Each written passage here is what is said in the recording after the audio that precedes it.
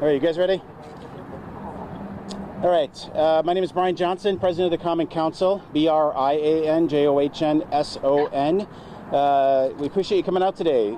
We want to, first and foremost, kind of acknowledge, right, we're all wearing Packers gear, and that's intentional, and it's because we are fans of this team, and we think it's important that we have that conversation, that none of us here are doing anything that we feel jeopardizes the future of the team here in the city of Green Bay. In fact, we are trying to get to an agreement that not only recognizes taxpayers, but also supports the team in a long-term arrangement. And so that should not be questioned at all. And we're going to start today. There will be three of us who have some words to share. The first is Jennifer Grant. Jennifer is the chair of our Finance Committee. And the importance of that role is because it is the Finance Committee that ultimately oversees the lease negotiation process. I had the privilege of serving as the chair of that committee prior, and that was at a time when we made the decision to cease future negotiations. That was made by the entire council. But it is Jen's role and responsibility that as we re-engage in this discussion, it will be Jen's committee that initiates that progress moving forward. So with that, Jennifer Grant. Thank you. Thank you, everyone, for coming. My name is Jennifer Grant. I'm Alderman of District 1, JENNIFER, GRANT. My family's legacy is intertwined with this team. My grandfather's uncle, Dominic Olenichek, is the reason we have season tickets where 4 generations have been able to sit. As my family refers to him, Uncle Dom was instrumental in bringing Vince Lombardi to Green Bay. Few can say I danced at halftime on the same field where the Packers played at City Stadium, with having graduated from Green Bay East High School, and I take great pride in that connection. It's stories like these that make our team and our community truly special, rich and in history, and are spoken about by media and journalists time and again. We become a destination, a must-see on many people's bucket lists, and I can assure you, it's not just because we've won 13 championships that earned us the name Titletown. It's the vibrant atmosphere our community creates, parking in yards, annual fence paintings, welcoming tailgates, and lively music echoing from establishment to establishment. There aren't many places where you can walk into a game alongside someone you just met, both wearing different team jerseys and sharing a sense of camaraderie. Having visited other stadiums, I can confidently say our experience is unmatched. Our city may thrive with the Packers, but the Packers also thrive because of the people of the city and its rich history. The very city that has consistently supported the Packers in time of financial need, whether through stadium taxes or stock certificates. As chair of the Finance Committee and being part of overseeing this process, $30 million that supports our police, fire, parks, and road improvements. Without this crucial funding, we will face the difficult decision of raising taxes to cover the shortfall. I hope we can foster mutual appreciation and respect in the future, as our hardworking residents and business owners truly deserve it because of the sacrifice they made when Packers needed it the most. Negotiations take time. I'm confident the city will do our part to reach a fair compromise. Thank you. Okay, thank you, Jen. Second up is Bill Galvin. Bill is the Vice President of our Common Council. He's also a former member of the Stadium Board, and he was also on the Finance Committee, and still is, as we've gone through some of these discussions. So, Bill. Thank you. Bill Galvin, Alderman, 4th District, BILLGALVIN. Just a couple of things I want to point out as a former member of the Stadium District Board. I believe the mayor is being treated unfairly, in so much as it's been alleged that he wants to get rid of the Stadium Board. And everyone knows, or should know, that the mayor has no ability to do that at all. The only way the Stadium Board goes away is if the state legislature, which created the board, disbands the board, or if the contract expires with the Packers. That's the only way it goes away. It was alleged that the city did not want to be involved with the Stadium Board negotiations, but the way we were informed was that the city and the Packers agreed to do their negotiations, and when done with those negotiations, approach the board and then see what they wanted to see as part of the agreement. So it's a little mystifying when you hear what we're hearing out of the Packers. The board only oversees and approves expenditures of leftover stadium tax money from the 2003 agreement. And that money is used for maintenance. It pays for police and fire and DPW at the stadium, along with a few other minor things. That's what the board does. They approve the expenditures of those money. They also approve the expenditures of monies from such things as the license plate sales, brick sales, and the 10% of the 10% of the ticket sales goes towards building other projects at the stadium, renovations, and then they're allowed to use it to bring in venues to the metropolitan area which benefit the businesses in this area. Furthermore, the Packers want to give control of the stadium to Ashwaubenon and Brown County besides the city of Green Bay. The city of Green Bay asserts that it owns the entire stadium. Everything on it and in it is owned by the city of Green Bay. And for them to try and give that control to other entities isn't beneficial to the citizens of Green Bay who own that stadium. Despite that, the Packers agreed to negotiate with the city, and we had a lot of substantially good meetings where a lot of verbal agreements were made. When we asked them for a written agreement, it took them literally months upon months to send us a written offer, which when we got it was nothing like what we had talked about. And that's why when they are accusing of us not wanting to come back to the table, the city spent a considerable amount of money hiring a reputable law firm to represent it during these negotiations. And even they told us it's not worth coming back if this is the way the negotiations are going to be handled. And that's why we've been waiting for the Packers to come back to us with something more like what we talked about during those months of verbal negotiations. Thank you. All right, thank you, Bill and Jen. I'm going to go through maybe a little bit more of some timeline, a little bit of a response to some of the items that have been alleged, and be a little bit more fact-driven on some of the things that we're going to talk about. City of Green Bay obviously has a long legacy of supporting the team, and we're not starting now to demand anything that compromises their future. You have 12 alders here today who are unanimously standing here saying that we support the mayor's position on this. And when was the last time you've ever seen a city council be unanimous on anything? And so we think that's really important to acknowledge as well, because half of these folks up here didn't even endorse the mayor in the last election. All right? The mayor did not ask us to be here. This was completely initiated by the Common Council, and we feel that it was important to stand up for our city in these conversations. Additionally, there were 4 previous alders from the last Common Council who also supported the city's decision to cease future negotiations. And so that's 16 independently elected city council members and 1 independently elected mayor that were unanimous in that recommendation. And when you're independent, you form your own opinions. And I think that's really important because, because any one of those people could have said, no, we need to do something different, and none of them did that. Look, we understand the loyalty to the team. We all tailgate on Sundays. I personally took my daughter to her first game this past Sunday. But that's football. And this is business, and we need to learn how to separate football from business. For nearly a year, negotiations have occurred between the Packers and the city of Green Bay through the course of at least 7 meetings. We understand why an extended lease is desired by the Packers. They want to make substantial investments into the stadium, and they want to ensure that they have long-term control and that a future council doesn't, rise the rent after they've made those investments. We get that, and we acknowledge that, and we think that is a very smart business decision on their part. Verbal conversations have acknowledged the value of what both parties are seeking in an extended lease. Unfortunately, the Packers' written offer has not captured that agreed-upon language. It includes everything that they want in a deal, but nothing that benefits the taxpayers of the city of Green Bay. The Packers have repeatedly reneged on their promise to provide revised terms that reflect our discussions. In early November, they promised revised terms within a week and repeated that promise at least 3 times since then. Nearly 2 months after they committed to giving the city a new proposal, they produced terms that are materially worse for the city than the existing lease, which is in place today.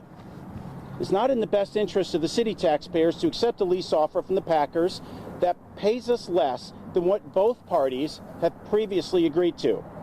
We have 18 years remaining on the lease, 8 years in the base lease, 10 years worth of options.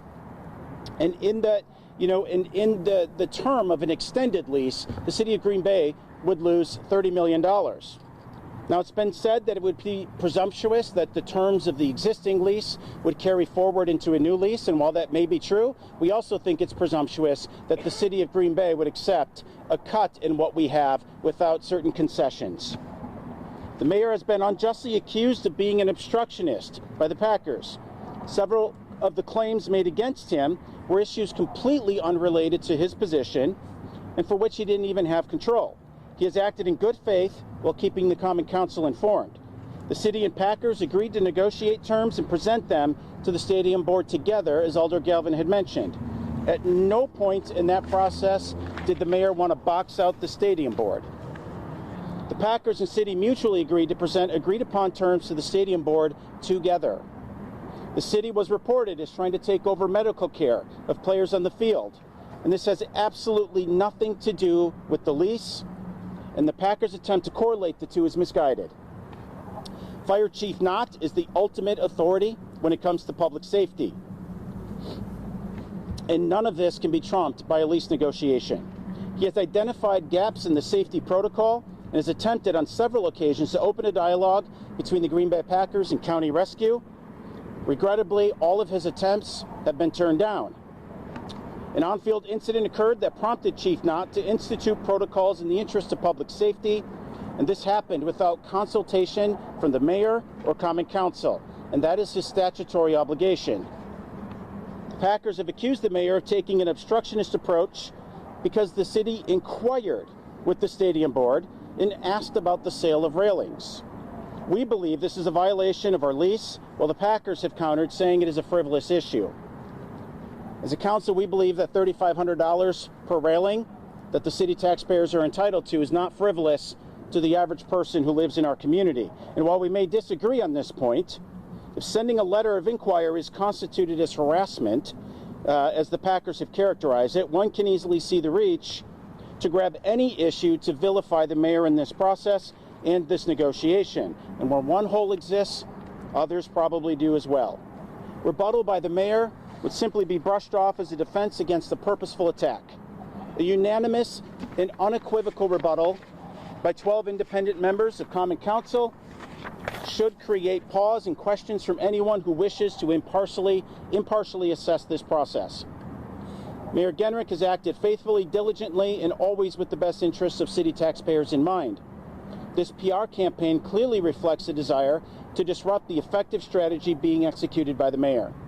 The mayor and Common Council are supported by a legal team, as Alder Galvin has alluded to, that has extensive experience in negotiating stadium deals across the country. Through their counsel and expertise, we agreed not to accept an offer that was less than what the Packers promised in our existing lease and what taxpayers deserve given their investment in the facility. It's been oftentimes said that the mayor and Common Council are out of their league and they don't know what they're doing. And I'm telling you, folks, these are some of the best attorneys in the country who have the most experience negotiating stadium deals. The Packers have been asked repeatedly to submit an offer that reflects the discussions that have occurred to date, but they have refused to do so, instead pointing blame at the mayor and the city. It is entirely within their control to make an offer that captures what has been discussed. Providing an offer that requires taxpayers to take a cut while the fans have shown up for their organization time and time again is not the way to move negotiations forward. We must start from a place of good faith where taxpayers feel valued in this discussion. We can only assume this adversarial approach is meant to unfairly turn the public opinion against the mayor and the city. This type of gamesmanship should be rejected, and it's not in the spirit of our community's values. Common Council is ultimate authority over any lease negotiation on behalf of the city, and we are resolved and unwilling to be persuaded by anything other than what's fair to the taxpayers, the fans, and supporters of the team. Just a few key reasons in recap why the city is not willing to continue current negotiations with the Packers. It would freeze rent at 2023 levels for the next 39 years. The city would be giving up nearly $31 million in rent over that term. The Packers want to give the county and Ashwaubenon virtually permanent control over Lambeau Field, even though the city owns the stadium. The Packers aren't willing to commit to providing community benefits, right size for Green Bay, unlike every other NFL or professional sports team. The Packers won't agree to continue their existing labor and workforce commitments, let alone strengthen those provisions to be on par with worker benefits offered by the Milwaukee Bucks. The Packers aren't willing to maximize their opportunities to bring in more revenue. Instead, they are asking exclusively the taxpayers to take the cut. And the Packers won't commit to any development in the city of Green Bay, and they want the city to agree to condemn private land for Packers' private development, which isn't even legal. In conclusion, we value the team, and we recognize its economic impact in our community, and we look forward to a time when this is in the past. In the meantime, we invite the Packers to submit a new offer that's worthy of consideration if they wish for the city to renegotiate their existing terms. And with that, we would be available for questions. If you have specific questions with direct members of Common Council, we'd be happy to take those right now. Did you guys feel you had a verbal agreement in place? Unequivocally. There were verbal agreements. The Packers had acknowledged the items that we wanted, and unfortunately, just the offer that was written and submitted did not have any of the items in it that we had discussed. What was missing? Well, the community benefit statement, the request for economic investment in our community. Of course, the removal of the escalator was not something that had been talked about. So I think it's important to acknowledge that a lot of these are things that the Packers are already doing in our community. We acknowledge that, we know that, and we're so appreciative of those investments. However, we want a lease to capture that. We're not talking about something that's the next couple of years. We are talking about something that is 40 years from now. Right now, the Packers have one of the most favorable stadium leases in all of professional sports. And we think it's only fair that we take those investments that are currently being made, and quite frankly, being made outside of the city, but being able to capture something that's right-sized for the city of Green Bay and have that be a commitment to our community. Did they ever say that the escalator would continue through 2062? No, that I don't know, Ben, simply because the mayor is obviously the direct negotiator on behalf of the city in these conversations along with our attorneys. But what I do know is that we have an escalator in place right now, right? And again, there's no incentive for us to step away from that. So that's why we terminated negotiations. Again, the arrangement did not capture what we wanted, but we have an escalator right now, and it's in place for 8 years and potentially 18 if they were to extend options. So there's no reason for us to concede that at this time. I guess you keep saying, $31 million that the taxpayers would lose out on. How can you assume that if there isn't an escalator in place through 2062? Well, I mean, obviously we want the escalator to remain in place, right? I mean, look, that's standard in any lease, right? I mean, almost every lease has an escalator built into it. I'm not sure why ours would be any different. At the end of the day, this is like a commercial lease, and that has tenant improvements in it. And I know they want that escalator funding to be diverted into a maintenance fund. I'm not aware of many leases that require the landlord to pay for continued maintenance on tenant improvements without an additional lease payment to cover that expense. How confident are you at this point that something can be agreed on and that this will move forward in a way that can be mutually beneficial for both parties? Sure. Look, guys, we think it's unfortunate that we're even here today, right? But the problem is that the Packers have brought this into the media now twice. We have not done that. We want this to be a cordial negotiation between two parties. And that's where we, quite frankly, we hope this is the last time that we have to talk to you. No offense to any of you here, but we think it's really important that we set the record straight with some of the accusations that were made. The mayor is absolutely not being an obstructionist. He is sticking up for what's right for taxpayers and asking for things that are completely appropriate in a lease agreement, given their presence in lease agreements all across the country.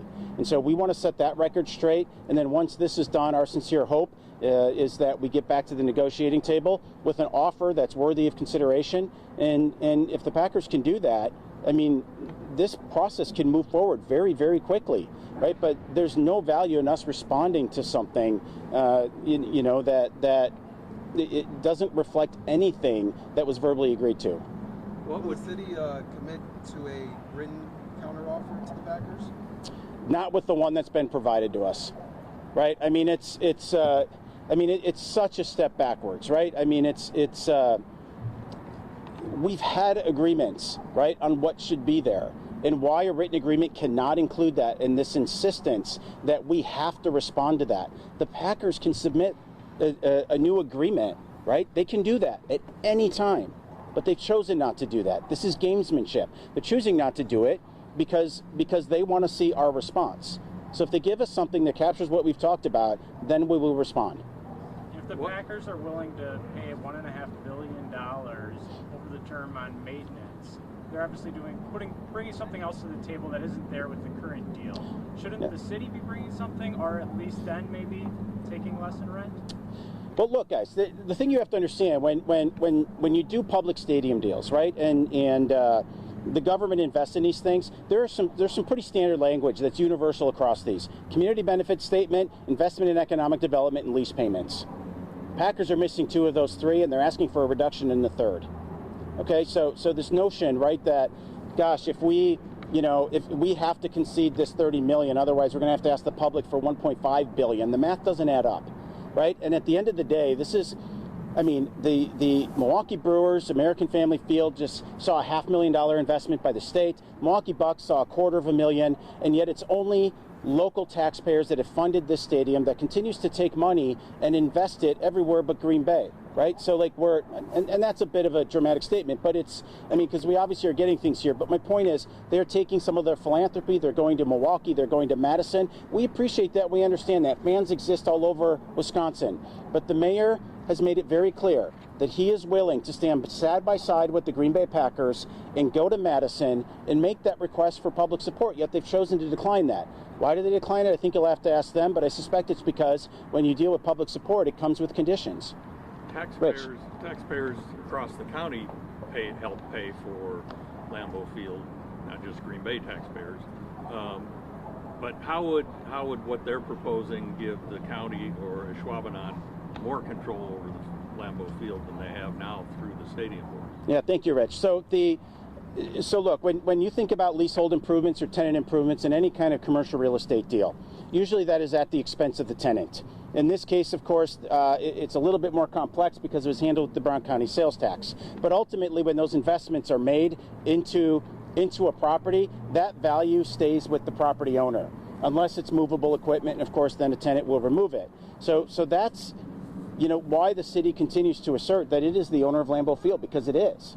Now, the stadium board was created to oversee those tenant improvements that were made through that stadium tax. Now that stadium tax, as you all know, has been over for many years. There's still some funding that remains in that account, and there's value in the stadium board, continuing to remain in existence until that fund is depleted.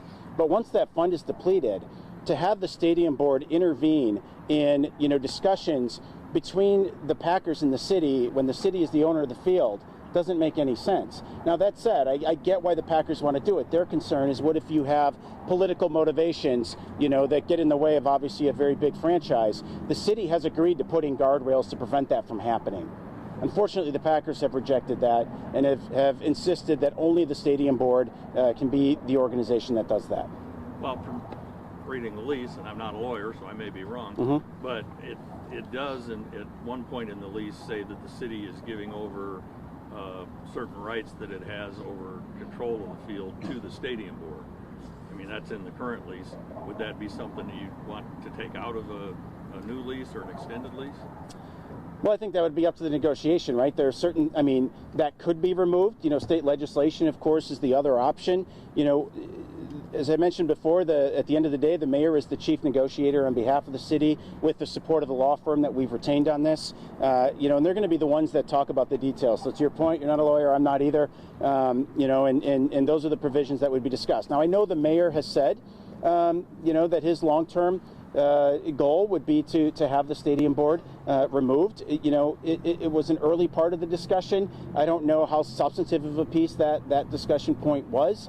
But if that's a non-negotiable for the Packers and a new deal needs to reflect that, just make an offer that says that, but also captures the other things we've talked about, and we'll appropriately respond to it. How should maintenance and upgrades be handled? Who should pay for that?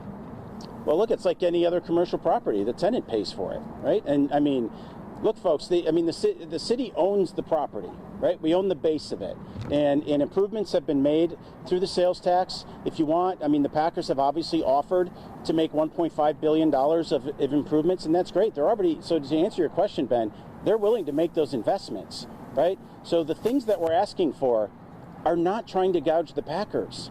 We're not asking for more money. We're not right. We're asking for things to be stabilized and reflect in nature what we have right now. This, if the things that we're asking for are adhered to, this would still be the most favorable deal in all of professional sports. Yeah, doesn't the current deal change now that that sales tax fund is depleted and they can't get that money to help pay for maintenance? Well, I mean, that's part of what they, sure, right? That's why they've proposed what they have, but we're saying that they can absorb that in their budget. Guys, you have you have $1 billion operation here. I mean, the city of Green Bay doesn't even sniff that kind of money. So, you know, for us to take a $30 million cut, you know, on an agreed upon lease that we have in place right now does require us to evaluate things. I mean, they have a strategy and a plan that they've already proposed that they can make those upgrades. And we have offered to talk to the state about additional support because of the statewide impact that they make, and we're willing to do that. Let's have that conversation. Where do you go from here then? You just continue to kind of stare at each other until somebody breaks? The Packers can make an offer at any time. That's what we're asking. But it's got to be something that captures what we've talked about. And I think that's where we go from here. Look, the purpose of today, again, wasn't to negotiate all of the context and the details. That is up to the mayor and the Packers organization, our law firm. They will bring, hopefully, an agreed upon deal back to Common Council for their review and approval. We've got high-level things that we want to commit to, you know, but the details will get hammered out by that team. I think what this group wanted to achieve today is say, we stand behind the mayor. Right, we feel like he's been unfairly characterized in this process, and we feel that he has done exactly what we've asked him to do, and we expect that he will continue to do into the future. Got to ask, of course, because it's highly important. How, if at all, will any of this affect the draft and the preparations for hosting the draft? Not at all. The city, look, at the end of the day, folks, you know, negotiations are tough. Right, and they're filled with conflict, but they're also filled with crucial conversations, and we want to continue to have those conversations with the Packers. This is not meant to be a stalemate. This is not meant to be cold. This is not going to affect the draft and our commitment to what we've pledged there at all. The draft comes first, right? That stuff needs to be accomplished, and it needs to be executed at a world-class level, and we're confident that the Packers and Discover Green Bay and the NFL will do that. So it doesn't change anything from the city's perspective.